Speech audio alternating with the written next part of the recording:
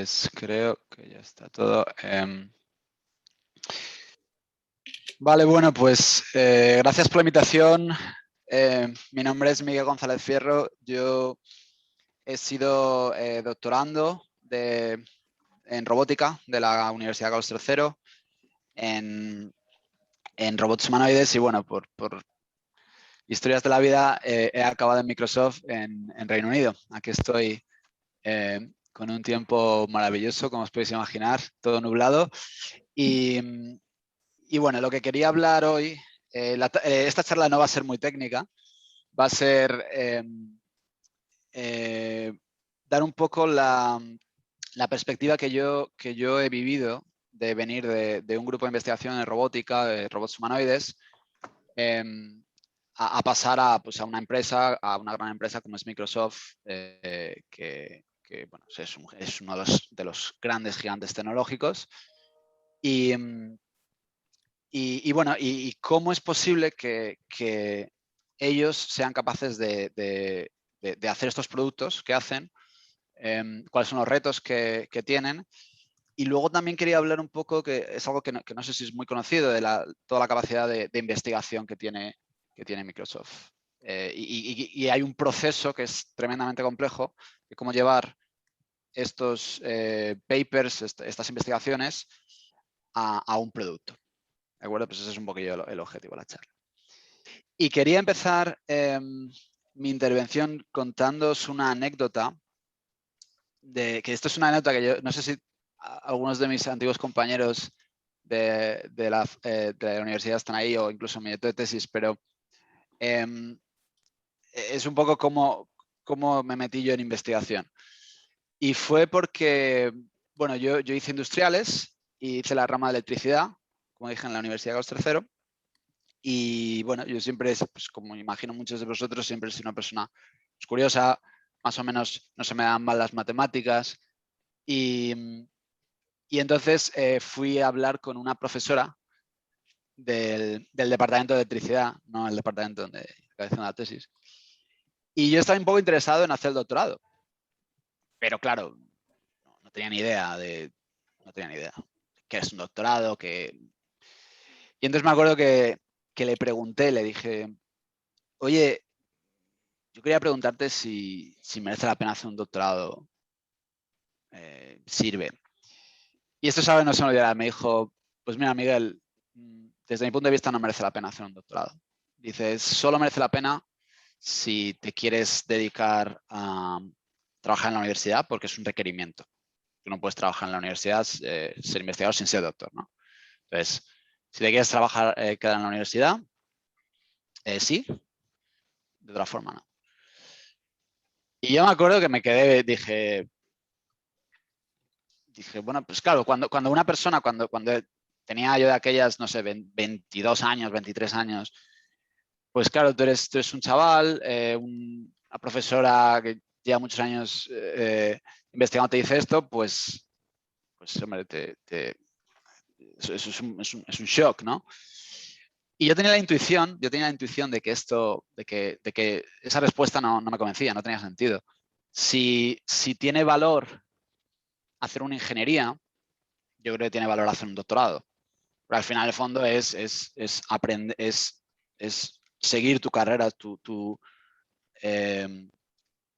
lo que mejorar tu conocimiento, ¿no? Y no solo mejorar tu conocimiento, sino crear algo nuevo, hacer contribuciones y meterte en el mundo de estos seres humanos que hacen avanzar a la humanidad, que son los investigadores.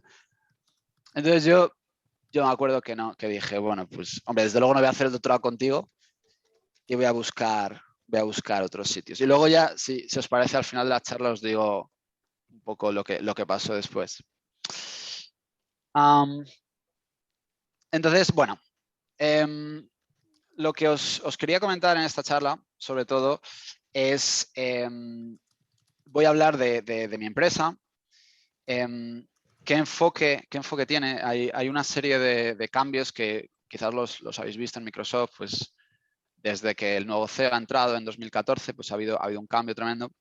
Y quería hablar de ese cambio porque mucha gente me pregunta, que cómo es posible que hayan cambiado tanto y qué es lo que han cambiado. Entonces, lo primero va a ser el enfoque que tiene, que está basado en la empatía, y ahora voy a explicar lo que es eso. Voy a explicar también la estrategia que tiene Microsoft, que es muy curiosa, pues, si la gente la quiere entender, y luego las fases de producto, cuáles son las fases de producto para generar un producto tecnológico.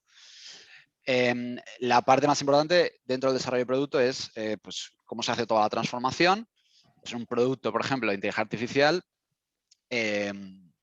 Pues hay una fase que es la investigación, que obviamente es donde está la mayoría de la gente aquí. Luego hay una fase de ingeniería y luego una fase de marketing y ventas. Entonces vamos a hablar un poquillo de todos los roles y de lo que incluye. Y luego, como yo pues vengo de una tradición de robótica y a los robóticos nos gusta mucho hacer demos, pues voy a hacer algunas cuantas demos. Una es Microsoft Teams. Microsoft Teams es desde mi punto de vista, uno de los mejores productos que tiene Microsoft y está introduciendo muchos componentes de inteligencia artificial. Luego voy a hablar de GitHub Copilot, que GitHub Copilot es un asistente de programación que está basado en la red neuronal GPT-3 y bueno, voy a explicar de forma ligera cómo funciona y dar una demo. Y luego un proyecto en el que yo he estado participando que se llama Microsoft Recommenders, que es un conjunto de librerías para sistemas de recomendación. Y luego, bueno, unas cuantas conclusiones. Entonces, en primer lugar, quería explicar el nuevo enfoque. No sé si esto lo puedo quitar. Bueno. El nuevo enfoque de Microsoft. Esto es una cosa que Satya habla mucho. Al final, una empresa o cualquier organización necesita que un conjunto de gente sea capaz de generar soluciones. No es posible crear un producto complejo con una sola persona. Es totalmente imposible. Entonces, una de las cosas que más se trabaja, casi lo más problemático de cualquier organización, es cómo colaborar. Y entonces, lo que él dice es que las ideas excite me, empathy grounds and certain me. Entonces, al final, la empatía es la capacidad de comprender o sentir lo que otra persona está experimentando desde su marco de referencia, es decir, ser capaz de ponerse en la posición del otro. Y al final, ¿esto por qué es importante? Pues es importante por muchas cosas. En primer lugar, porque todo empieza por las necesidades del cliente. Cuando Satya habla de empatía, no quiere decir algo, no es compasión, sino está hablando de empatía cognitiva, es decir, pensar lo que otra persona está pensando y sintiendo para comprender esas necesidades y ser capaz de hacer productos que satisfagan esas necesidades. Claro, al final, sin esta empatía, Microsoft no sería capaz de comprender esas necesidades de los clientes y en particular incluso las necesidades que ellos mismos no saben que tienen y ser capaz de crear soluciones para satisfacer esas necesidades.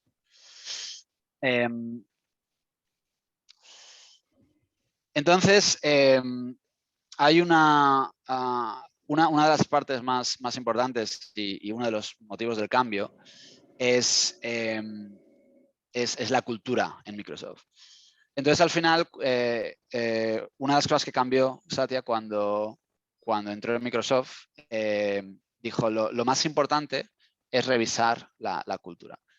Y esto es una cosa muy interesante. Cuando estás dentro te das cuenta de que es una auténtica prioridad. Y de hecho, cuando eres manager, al final, obviamente, mi trabajo es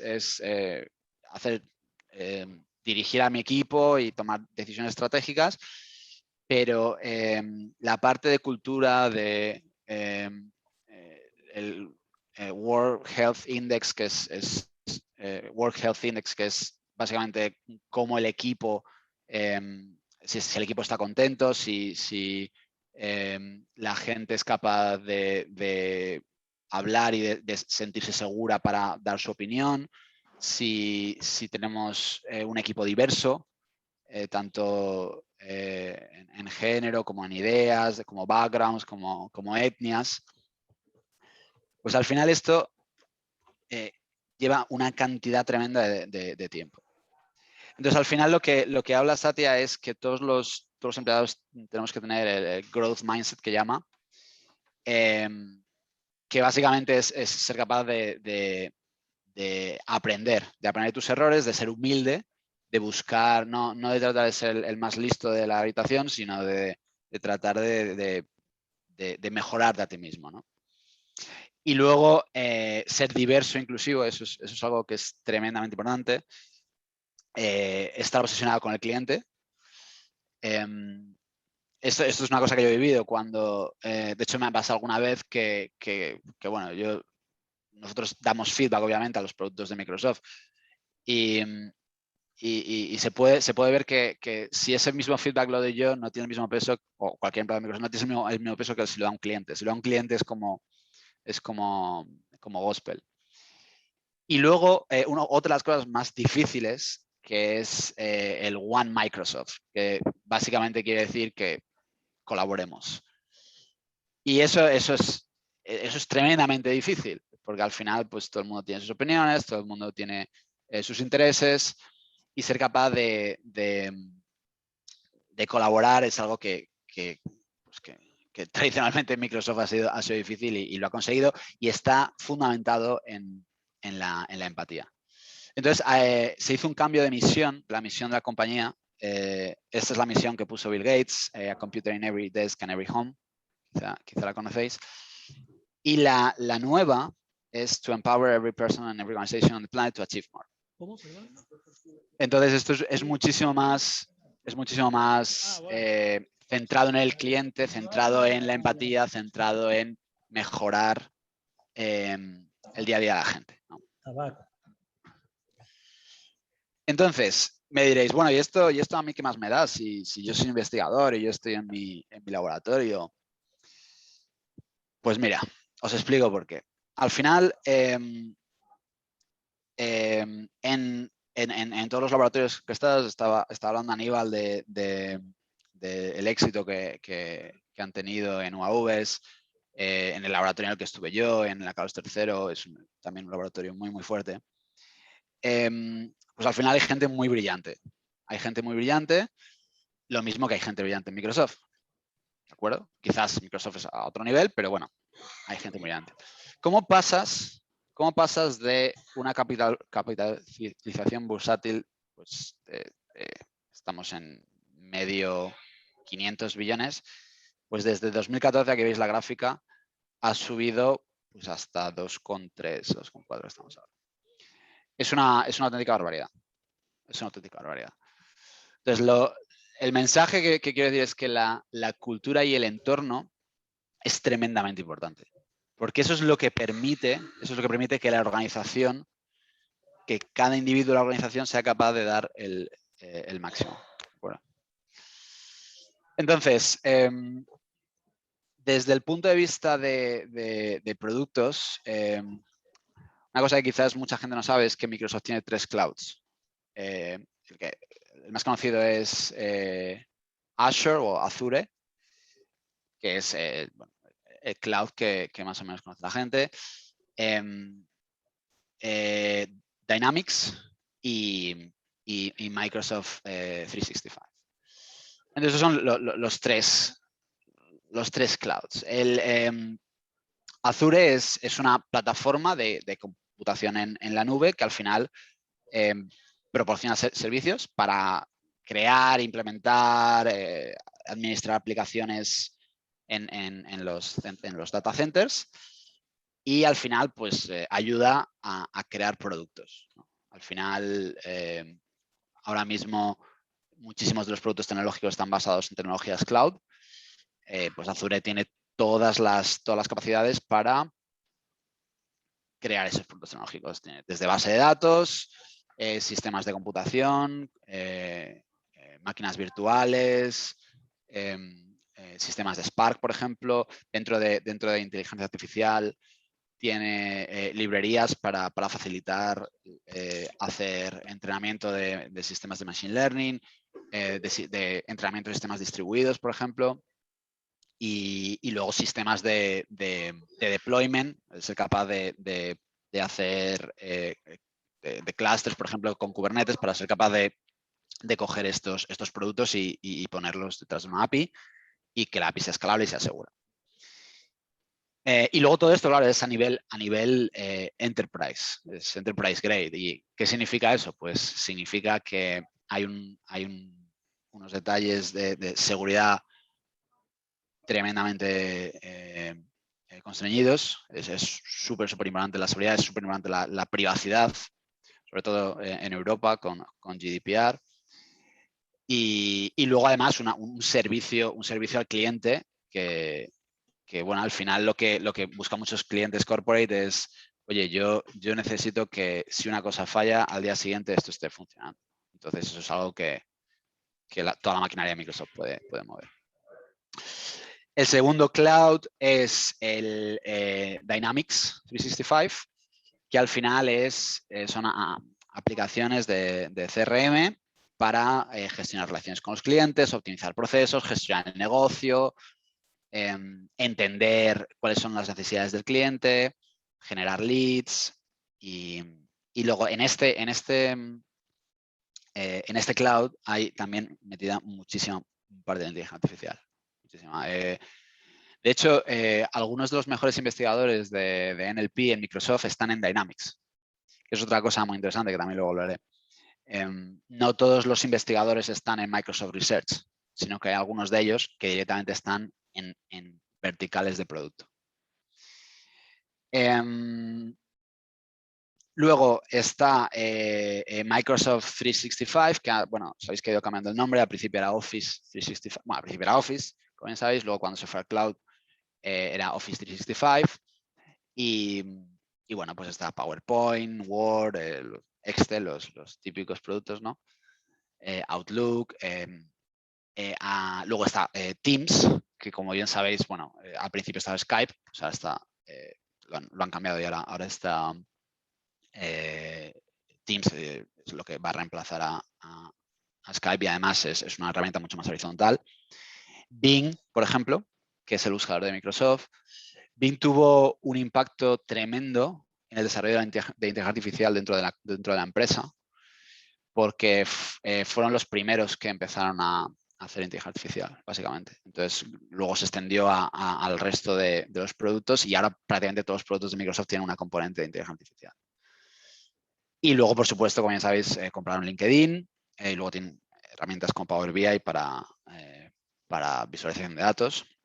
Luego, por supuesto, Windows, que sigue siendo una parte de negocio muy importante, pero, por ejemplo, ahora, desde hace creo que un par de años, se genera más ingresos dentro de las máquinas virtuales, se generan más ingresos por Linux que por Windows. Eso es bastante curioso y bastante irónico. Y luego otra cosa que están haciendo, que eso es otro cambio que ha habido en Microsoft en los últimos años, es que se han metido en hardware. Como bien sabéis, Bill Gates siempre se ha... bueno, el inicio de la empresa era que era una empresa de software y de repente empezaron a hacer hardware. Y todo empezó un poco con la Xbox. La Xbox se metió en el mundo de gaming y entonces, pues, claro, ellos no sabían de hardware y de repente pues empezaron a traer gente buena, empezaron a desarrollar Xbox. Xbox ha funcionado muy bien competitivamente, por ejemplo, en comparación con PlayStation o Nintendo. Y de ahí han ido creciendo. Han hecho los nuevos ordenadores, los Surface, que están funcionando muy bien ahora. Y luego incluso las HoloLens, que yo de todos los productos de Microsoft a mí me parece el producto más impresionante. Y luego, bueno, como bien sabéis, adquirieron GitHub, que es la web de gestión de código, de compartir código más grande. Entonces, ¿cómo generan, o sea, una vez que están esos productos, cómo los venden? ¿De acuerdo? Porque al final tiene que haber una relación entre todo esto. Y es dos cosas. Es súper sencillo. Es el ecosistema y cross-selling. El ecosistema es que todos los productos de Microsoft se conectan entre ellos. Todos. Entonces, por poneros un ejemplo, hay una nueva feature de PowerPoint que te permite compartir la transparencia cuando estás en Teams, cuando estás hablando. De tal forma que tú estás compartiendo tu transparencia y las otras personas que están viendo, están en la llamada contigo, pueden mover, por ejemplo, la transparencia para los lados. Entonces, lo normal, ahora mismo vosotros no podéis mover mis transparencias. Bueno, pues con esta característica, cualquier persona de vosotros podréis de forma independiente mover, iros atrás, iros adelante, lo que queráis, ¿no? Entonces al final está todo se busca conectar todo para que haya sinergias. Pero luego a la vez, cuando se compra una empresa, no se, digamos, no se rompe la empresa antigua y se incorpora en Microsoft, sino que al final son como otras empresas. Entonces, por ejemplo, LinkedIn sigue siendo como otra empresa dentro de Microsoft, siguen teniendo su forma de trabajar, y entonces poco a poco, pues digamos que vamos juntándonos. Lo mismo con GitHub. Exactamente lo mismo con GitHub. Entonces, al final es este ecosistema que es fundamental, y luego cross-selling. Claro, imaginaros que pues, sería una gran empresa y pues la mayoría de las empresas tienen Office. Entonces, es relativamente fácil decirles, oye, mira, ya que tienes Office, y dado que, por ejemplo, eres un e-commerce, pues aquí tienes la oportunidad de hacer tus servicios cloud con Azure. Entonces, al final, esa permeabilidad hace que sea muy fácil que muchas empresas digan, bueno, pues me interesa tener un solo interlocutor. Si tengo algún problema, solo tengo que hablar con Microsoft y me lo soluciona todo. Entonces, lo que hacen muchas empresas es que tienen todo su stack tecnológico con Microsoft. Y luego, por supuesto, una de las cosas que tiene mucho cuidado de no hacer Microsoft es competir con partners, que es una de las cosas que quizás es el fallo que yo veo de otras grandes empresas. Microsoft nunca se va a meter a competir con un partner. Tiene muy claro el negocio que es. El negocio es un negocio de bajo nivel. A hacer unas herramientas para que otras personas creen soluciones. O sea, Microsoft nunca se va a meter a hacer un e-commerce de moda o de libros. No, eso es algo que... Entonces, porque al final nosotros vivimos de lo que llamamos los partners tecnológicos. Entonces, dentro de la estrategia de producto hay digamos, tres metodologías: crear, adoptar o comprar. Y esto es, pongo tres ejemplos. Uno es VS Code. Para los que programáis, VS Code es un IDE de programación, y es muy curioso que VS Code haya nacido en la misma empresa que está Visual Studio. Y son equipos totalmente diferentes. Entonces, eso se hace mucho en Microsoft, que se generan iniciativas en diferentes partes de la empresa que son parecidas. No son exactamente iguales, pero son parecidas. Y al final puede pasar que incluso una fagocita a otra. Que VS Code ahora está teniendo un éxito brutal. De hecho, VS Code, por ejemplo, es el IDE por defecto de Ubuntu. Y y está teniendo, por ejemplo, cogiendo mucho más peso que Visual Studio, que tradicionalmente era el IDE de Microsoft de toda la vida. Entonces, segundo es adoptar. Y este es el ejemplo de PyTorch. PyTorch, para los que no lo sepáis, es una librería de Deep Learning. Y PyTorch, fundamentalmente, la empezaron Facebook. Y lo que pasó fue que Microsoft tenía otra librería que se llamaba CNTK. Y era una librería de Deep Learning. O sea, al final eran las tres grandes, pues TensorFlow Google, PyTorch de Facebook, CNTK de Microsoft, y luego Amazon además tenía otra que se llamaba MXNet. Entonces lo que pasó fue que CNTK no cogía tracción. No cogía tracción, los papers, la mayoría de los papers los están publicando en TensorFlow, y se veía muy claramente para los que estamos metidos en eso que PyTorch tenía muchísimo futuro, de hecho muchísimo mejor, más futuro que TensorFlow incluso. Y entonces al final lo que hicieron es pivotaron, dijeron vamos a dejar CNTK y vamos a poner todos nuestros esfuerzos en PyTorch. Entonces ahora mismo la librería de Deep Learning de Microsoft en la que la gente trabaja más es PyTorch, y además es que gente de Microsoft colabora en el desarrollo de PyTorch. Y luego la última estrategia es comprar. Microsoft también tenía algo como GitHub, tenía un sistema de gestión de código, y bueno, y no funcionaba tan bien como GitHub. Y al final pues compraron GitHub y ahora de hecho el equipo se llama BSTS, o bueno, ahora se llama ADO. Pues el equipo de ADO y el equipo de GitHub se han juntado y al final pues probablemente todo vaya sobre ello. Entonces, dentro del ciclo de vida de productos, esto ya es hablando de cómo llevar un producto desde investigación desde investigación hasta un producto final. Hay generalmente tres fases: Private Preview, Public Preview y bueno, lo que llamamos General Availability, que es GA, lo llamamos GA. Y de hecho incluso hay uno anterior que se puede llamar Incubation o Incubación o Beta o Alpha incluso. Entonces, bueno, Private Preview es cuando tú tienes un producto y lo pones disponible a ciertos clientes para que ellos lo evalúen. Existe un tipo de contrato específico.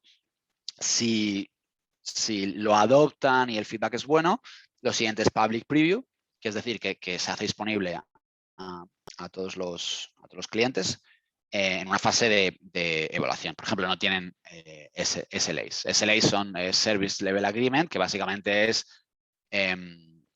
un contrato vinculante en el que Microsoft asegura que el servicio va a estar funcionando el 99,9% del tiempo, ¿no? Y en caso de que no funcione, hay una penalización de Microsoft. Y luego el final es GA. GA es cuando el producto ya está funcionando, genera ingresos y tiene pues esa seguridad absoluta, SLAs. Y entonces, bueno, pues todos los productos que conocéis pues son GA, Teams, Office. Entonces, lo que es interesante es que tienen una forma muy estructurada de generar productos y de generar, incluso de generar la investigación, incluso de coger la investigación y llevarla al producto. Y luego la primera parte que no está aquí es la de investigación, que eso simplemente se hace un producto y se hacen contratos específicos con clientes pues, para que lo prueben. Entonces, vamos a pasar a la parte de desarrollo de producto. Y bueno, creo que aquí tenía yo... esto es una web de la UNESCO en la que habla del gasto en investigación de los diferentes países. Bueno, creo que esto es una cosa que además muchos de los más veteranos sabréis y bueno, y lucharéis todos los días con esto. Y aquí está España con 1,2 del PIB en gasto. Y bueno, pues vemos otros países, Francia, el Reino Unido. El tamaño de la bolita es al final el dinero, ¿no? 19 millones de dólares. Estados Unidos, por supuesto, una barbaridad, pero también su porcentaje es mucho mayor. Japón, Corea, Dinamarca es mucho mayor, Singapur es mucho mayor, Finlandia es mucho mayor, ¿no? Entonces, bueno, pues esto es, incluso Brasil es mejor.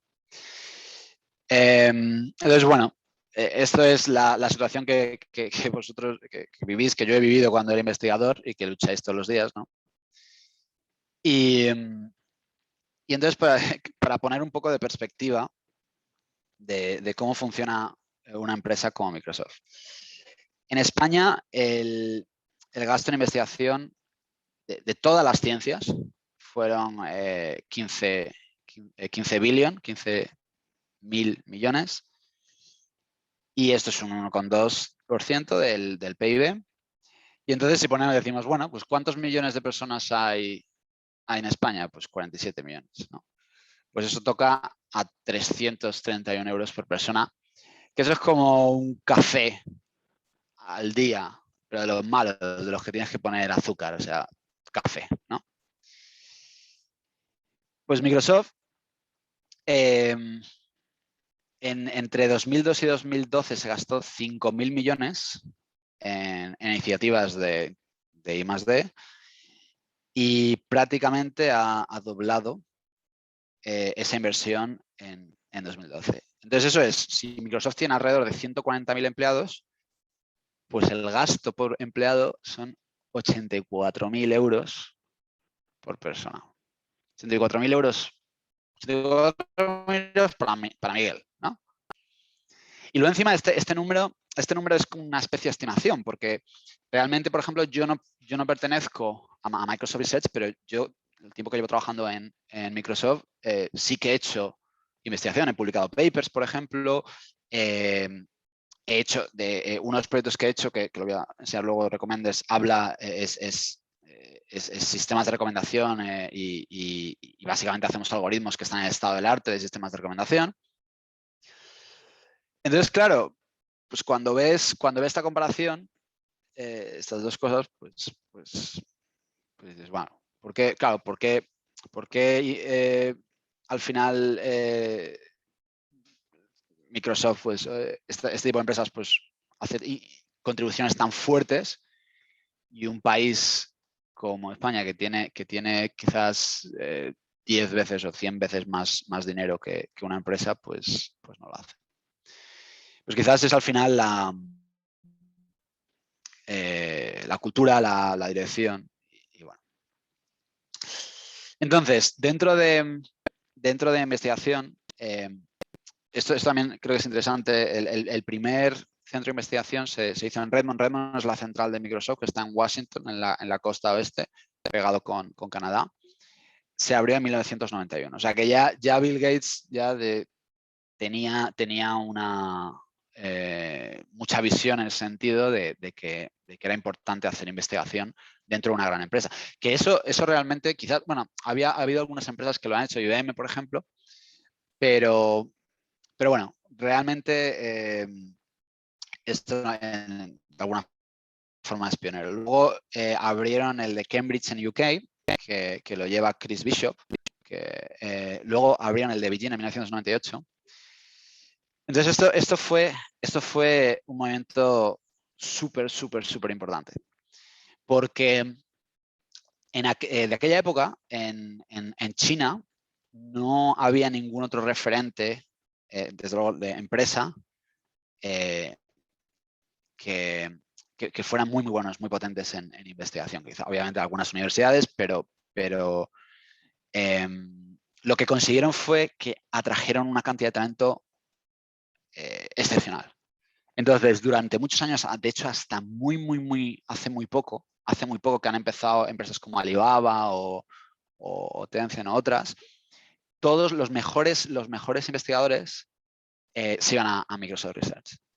Entonces, muchísimas de las mejores publicaciones que se han hecho ahora mismo, que se están haciendo ahora, por ejemplo, en NLP o en Speech Recognition, muchos son autores chinos que vienen de la escuela de Beijing. Entonces, eso, por ejemplo, no lo tienen otras empresas. Google, por ejemplo, no lo tiene, que Google en investigación, como ya sabéis, es súper fuerte, y Facebook tampoco, por ejemplo. Luego abrieron en la India, abrieron en Cambridge, US, al lado de Boston. Está al lado del MIT, las oficinas son una pasada. El de New York, el de Nueva York, el de Montreal, que esto fue hace relativamente poco por la adquisición de una empresa que se llama Maluba, que es una empresa de Reinforcement Learning. Y se ha abierto uno este año en Ámsterdam. Hay un investigador que se llama Max Welling, que bueno, quizá lo conoceréis, ha hecho algunas contribuciones en redes neuronales, en Convolutional Neural Networks, y bueno, van a hacer cosas de física molecular. Bastante interesante. Entonces, claro, si tienes hay un cambio cultural tremendo. Se están haciendo unos productos muy buenos, como puede ser Teams, como puede ser VS Code. Se están comprando empresas muy potentes, como puede ser LinkedIn o puede ser GitHub. Por eso consigues que atraes muchísimo talento. Entonces, Microsoft ahora mismo tiene, 2 Turing Awards.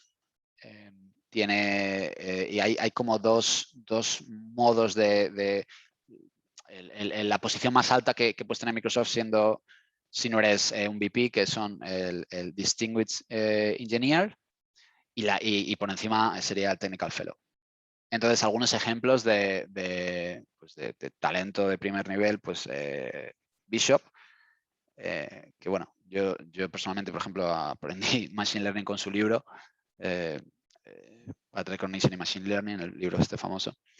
Leslie Lamport, que muchos, si a la gente le sigue gustando LaTeX, bueno, Leslie Lamport ha sido el creador de LaTeX, es un premio Turing, y no solo eso, sino que además es que ha hecho grandísimas contribuciones a bases de datos. Y luego, como también supongo que muchos sabréis, Guido, el creador de Python, Benevolent Dictator for Life, así es como le llaman, que bueno, ha entrado en Microsoft y bueno, está trabajando en Python, como os podéis imaginar, y es un tío muy majo, la verdad. Y bueno, los tres son muy majos. Yo les he conocido y es una pasada, pues, trabajar con esta gente, ¿no? Entonces, al final, bueno, la misión de Microsoft Research es avanzar el estado del arte en ciencias de la información, transferir tecnología y convertir a Microsoft en referencia científica mundial. Y fíjate, yo lo que pensaba es que esto quizás puede ser perfectamente la misión de cualquier grupo de investigación que tenemos en España. Avanzar el estado del arte, transferir tecnología, crear startups que pues en España se está haciendo, pero es tremendamente complicado, como bien sabéis, y convertir pues los laboratorios de España en una referencia científica a nivel mundial, ¿no? Entonces, en el fondo, existen muchas similaridades, ¿no? Entonces, ¿cómo se hace eso? ¿Cómo se coge un producto, un paper? ¿Cómo se coge un paper y se crea un producto? ¿Cómo se coge? Si conocéis, por ejemplo, en NLP hay uno de los últimos algoritmos se llama DeBerta, que es una mejora sobre el algoritmo de BERT. ¿Cómo hacemos para crear un sistema SAS, por ejemplo, como ahora está creado? Pues obviamente lo primero es, pues, tener investigadores de primer nivel que sean capaces de hacer esas contribuciones. Lo segundo es tener un equipo de ingeniería. Dentro de los equipos de ingeniería, de la parte de inteligencia artificial, hay generalmente tres roles. Uno sería Data Scientist. Los Data Scientists son los ingenieros que saben de inteligencia artificial. Típicamente tienen formación científica, muchos son doctores, y se dedican a hacer esos modelos, ¿no? El software engineer es el que coge esos modelos y por ejemplo, los pone en producción. Al final son gente que típicamente es capaz de escribir en muchos lenguajes de programación y sabe conectar muchos de los componentes de Azure, por ejemplo, para ser capaz de coger ese modelo y que funcione. Y luego los program managers, que son los que generan toda esta, son capaces de manejar a toda esta gente. Y luego, por supuesto, hay una parte de marketing. Está el marketing tradicional, que puede ser product marketing, y luego los cloud advocates, que estos son los evangelistas, los que hacen divulgación. Y luego hay una fase también de ventas. Los account managers son los que están dentro de las empresas, que muchas veces están en la misma oficina de la empresa y hacen inside sales, básicamente colaboran con el cliente. Customer Success, que tiene cierto parecido, que en el fondo es hacer un seguimiento del cliente para ver si hay una necesidad y desbloquearles. Y los Custom Engineers, que muchas veces son gente que son ingenieros que ayudan a la empresa a usar los sistemas de Azure. Entonces, dos ideas que quería compartir. La primera es que evidentemente toda esta gente tiene que ser capaz de trabajar junta. De ahí el tema de la empatía, el tema de la cultura. Y luego lo segundo, que también es fundamental y que eso es una de las grandes diferencias que yo veo entre muchos laboratorios de España comparado con laboratorios extranjeros y con una empresa como Microsoft, es el marketing. Todo el mundo hace marketing, todo el mundo da charlas, todo el mundo comparte, hace blogs, todo el mundo hace demos. Entonces, al final, toda la empresa, todos los componentes de la empresa hacen marketing, todos. De hecho, hay una teoría que dice que una empresa no tendría que tener un departamento de marketing per se, que todos los empleados deberían hacer marketing. Entonces, al final, y luego, claro, el marketing que hace o sea, se gastan dinero en hacer las demos y en hacer los vídeos, ¿no?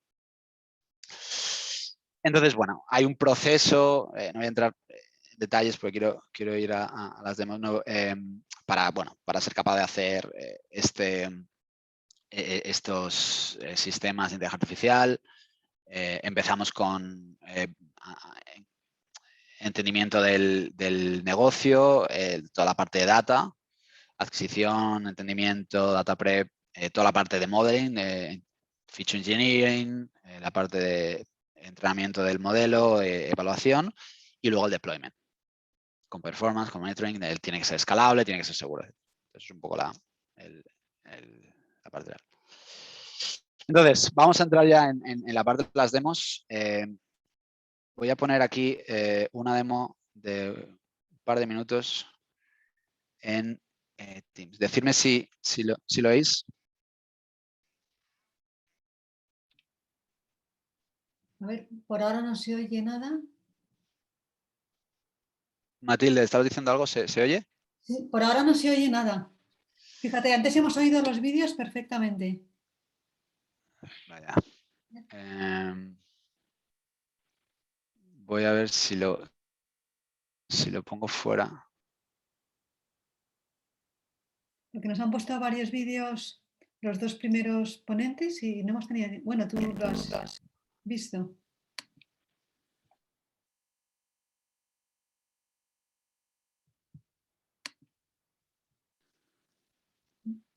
A ver.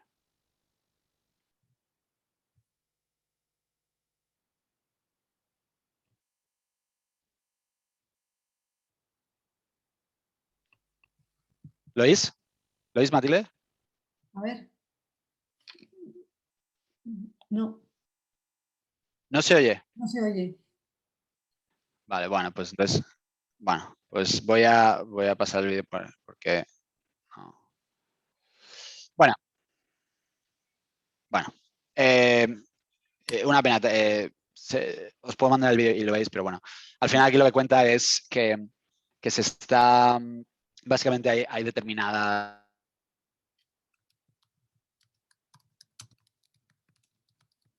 agentes que se pueden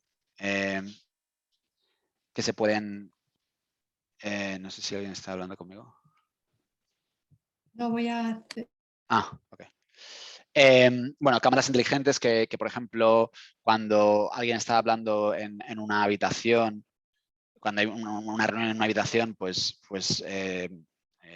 enfoca la imagen en la persona que está hablando automáticamente y eso está conectado con Teams. Hay otra feature es lo que contaba que se pueden compartir las presentaciones de PowerPoint de forma interactiva e incluso un asistente virtual que te dice si, por ejemplo, estás hablando muy rápido, si hay una persona que quiere hablar, entonces te va informando, ¿no? Entonces, este tipo de cosas, pues son innovaciones muy potentes que bueno, por ejemplo, que un agente virtual sea capaz de decirte si estás hablando muy rápido, pues tiene una complejidad a la hora de implementar eso considerable, ¿no? Entonces, bueno, vale. Lo siguiente que quería enseñaros es Copilot. No sé si alguna vez habéis visto esto. Copilot es un sistema de ayuda a la programación. Y bueno, y esto está basado en GPT-3. Lo que se ha hecho un fine tuning de GPT-3 en código de GitHub. Y entonces esto, pues básicamente lo que hace es que te ayuda a programar, ¿no? Entonces, supongamos que yo quiero hacer esto. Read JSON. ¿Veis lo que pasa? Automáticamente me está generando el código. ¿Lo veis? Si cojo y hago write, directamente ya sabe. ¿Veis lo que pasa? Directamente ya sabe que quiero hacer write JSON y entonces le doy a intro y... Pero esto puede hacer cosas incluso más complejas. Esto supongamos que para algunos, yo qué sé, si alguien quiere, alguno de los senior profesores que quiere dar una lección a los jóvenes doctorandos, pues mira, puedes programar en PyTorch y puedes hacer algo así. Train neural network.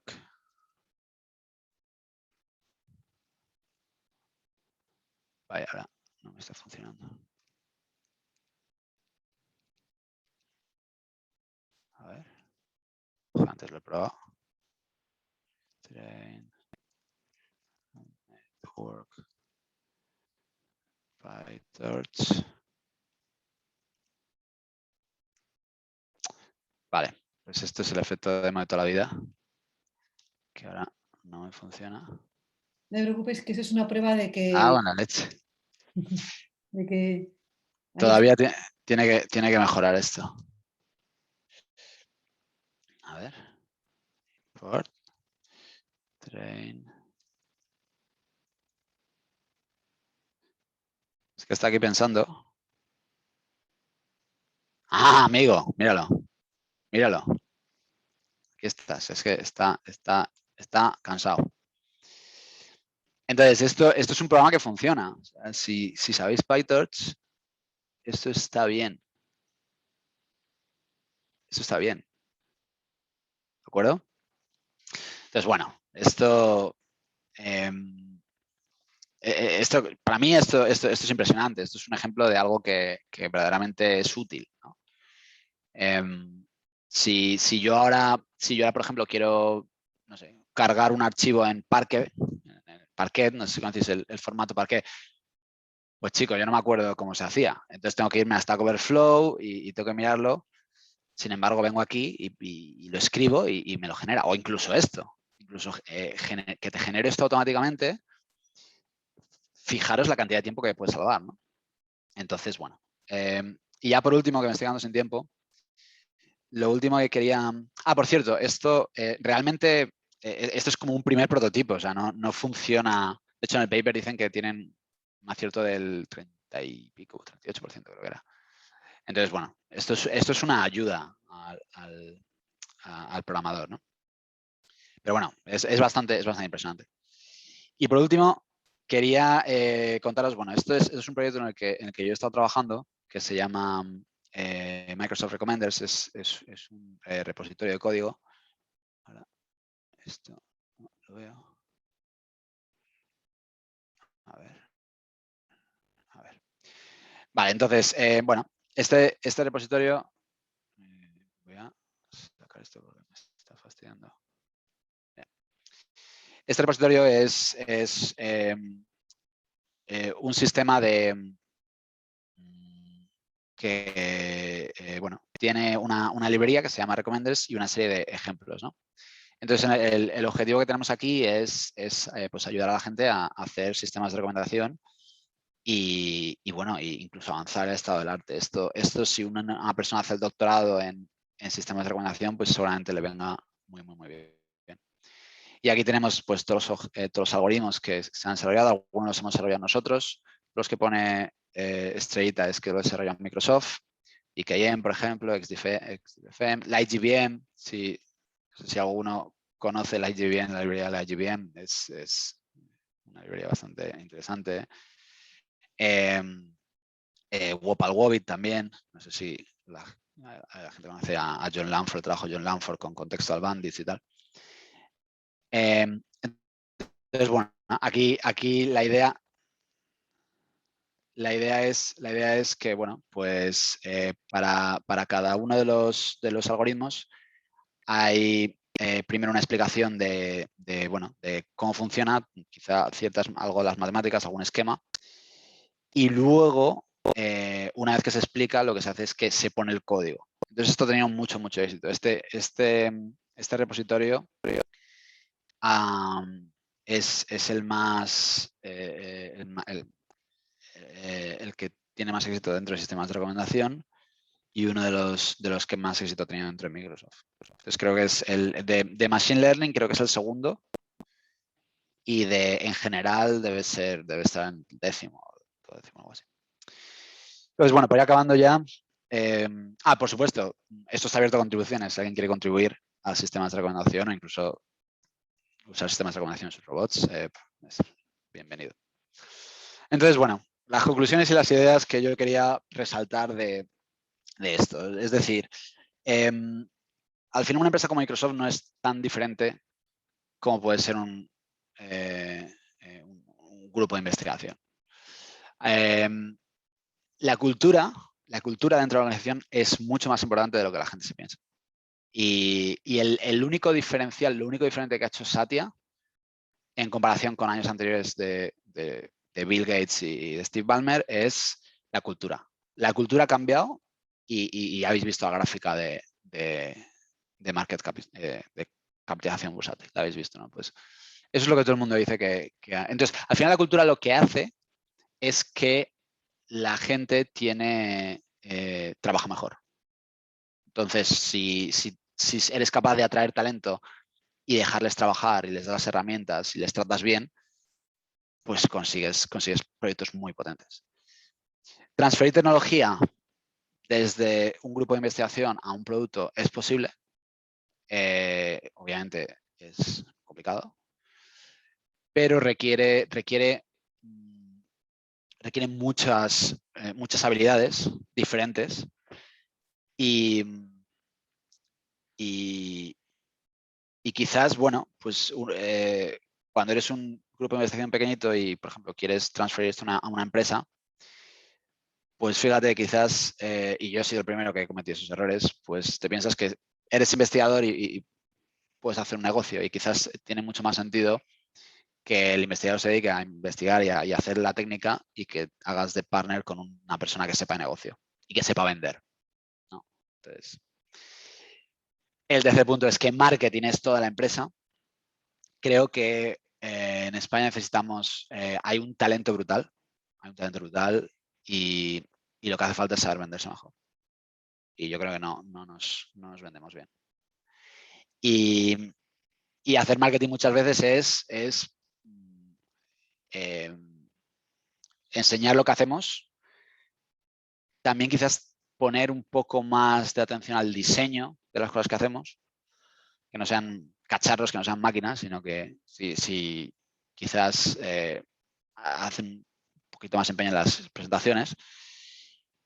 Y desde luego, estoy seguro que a muchos de los centros de investigación os va bien, pero el aprendizaje que yo tengo en Microsoft es que si se tiene en cuenta esa parte de marketing, puede ir incluso mejor la cosa. ¿De acuerdo? Y luego os quería contar, bueno, la última parte de mi historia de cómo he empezado. Yo llegué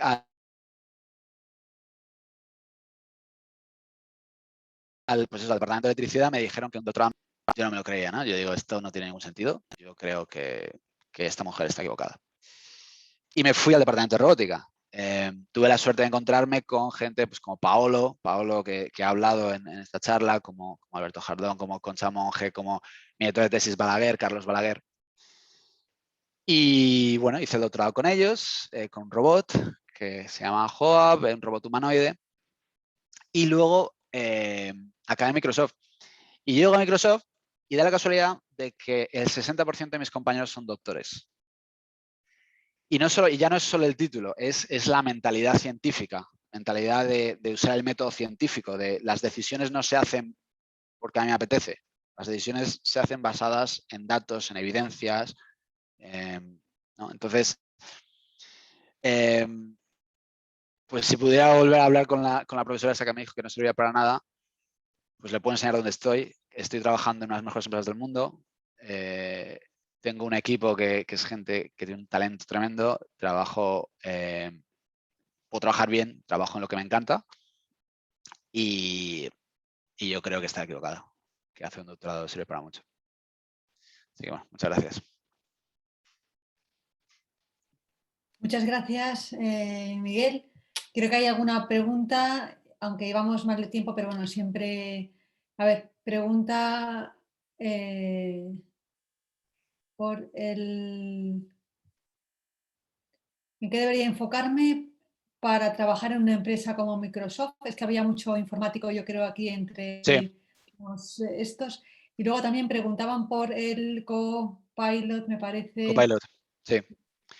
Sí, pues esa, la Copilot es la pregunta del millón, porque tengo muchísimos amigos diciéndome que a ver si les consigo acceso y yo he conseguido acceso de suerte, de chiripa, porque muchas veces yo pido las cosas y me las dan y digo, pero la gran mayoría de mis compañeros no tienen acceso a Copilot, de Microsoft, quiero decir.